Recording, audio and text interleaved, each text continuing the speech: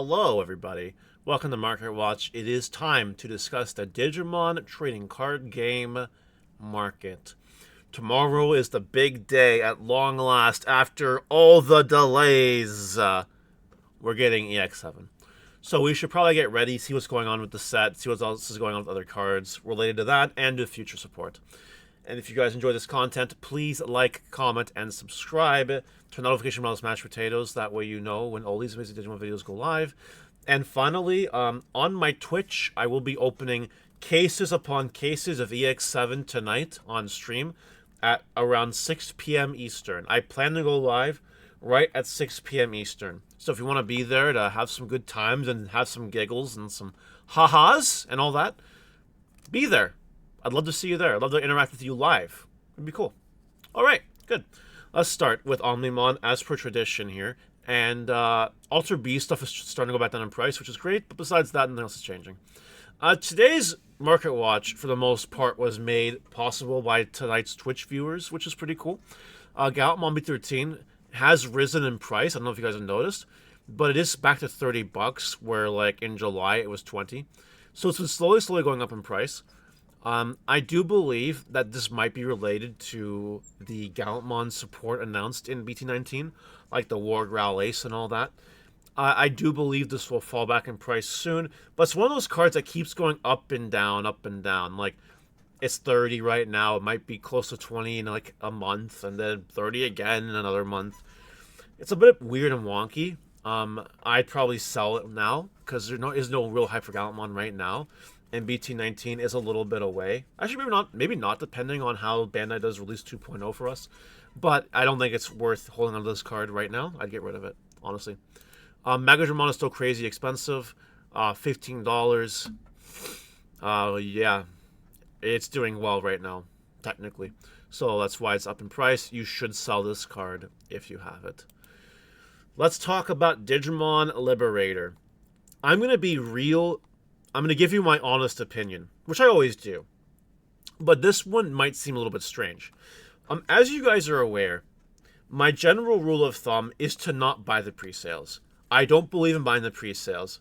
Because if you just don't buy the pre-sales at all, sure, sometimes, very rarely, there's an exception to the rule that will cause that a card will be more expensive after pre-sales. It does happen depending on how the set's configured and all that kind of stuff, meta relevance. But then if you were to lose money on that, but save money on everything else you waited until the set came out to buy, you'd still be saving more money that way than, buying the pre-sales.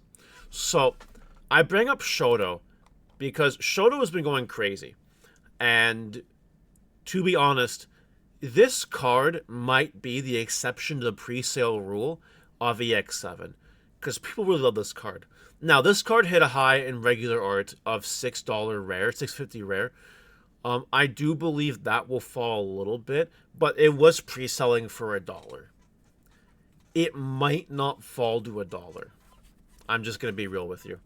Alt-art Shotos are selling right off of 30 bucks, and Shoto is probably the most hyped card in the set, as it is the most generic card in the set. You really could throw Shoto in almost anything. So, there's a very good possibility, and I'm not telling you to buy the pre-sales. I am not saying buy the pre-sales. I am not. But, because of my rule, just don't buy the pre-sales.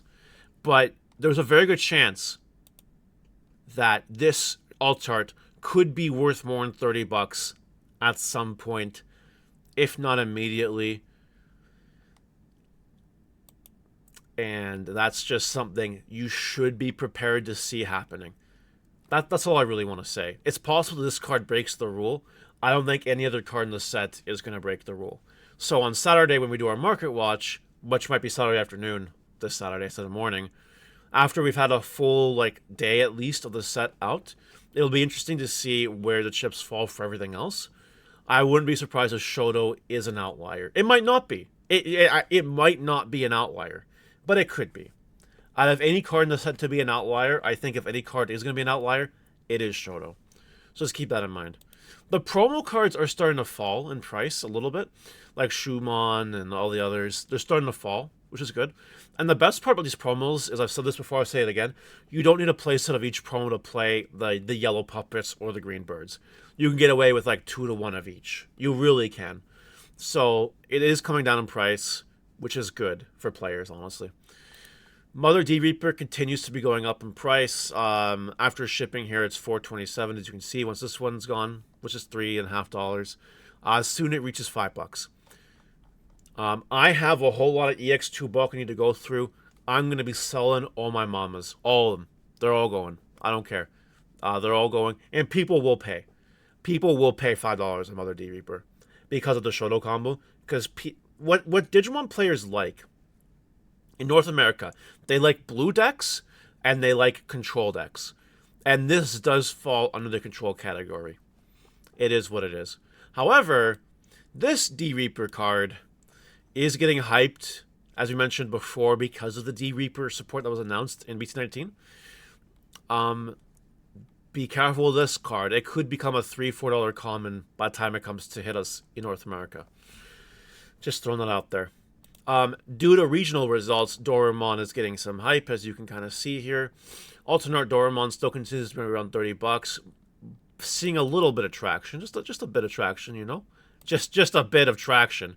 There were no sales up until 8/28, but all of a sudden, boom, they're all here. So this card could exceed $30 real soon. This copy though is getting eaten up, and now it's $12 a copy. I still have more Doraemons. I'll still be selling them now. This is a really good time to sell your Doraemons if you have them. The hype is high, so it'd be foolish not to get rid of them now. Sephirothmon, the pre-release Black Hybrid, is $20. If you have these, sell it. It's playable right now in EX7, and it will be more playable in BT18 meta. Once these, if you have near mints, sell them for $27. Just do it. You probably bought them for nothing. Just sell them for real high money, make your money back, and go to town if you have any. I told chat I'd cover a Lucemon card. Lucemon Chaos Mode Altart EX6 has 7 listings left. We got 2 in the 66s. That's 75s. That's 85 and 90 and 100. Yeah, it's close to craziness with this card. It really is. Might be able to sell them for a lot of money really soon. Shine Burst Mode Ace is over $6 now with shipping, close to 7. It keeps going up in price. The card is really good. If you still have these, you should prepare to sell them because it's still good, it's still playable. We'll see meta even in EX7. The puppet deck can play it, honestly. It's fine. It's good. Speaking of puppets, Box Topper Miki Kurosaki and Megumi Shirakawa here. The Chessmon puppet deck, you know, this card hasn't really budged much since it came out. It might budge. It might budge. If you want to make sure you replace that, you probably should. But don't expect anything crazy. Skull Knightmon came down from its hype, which is cool. It's only $18 right now. That's nice. It'll probably go back up soon with Lord Knightmon support in the horizon, honestly. It's probably going to go up soon.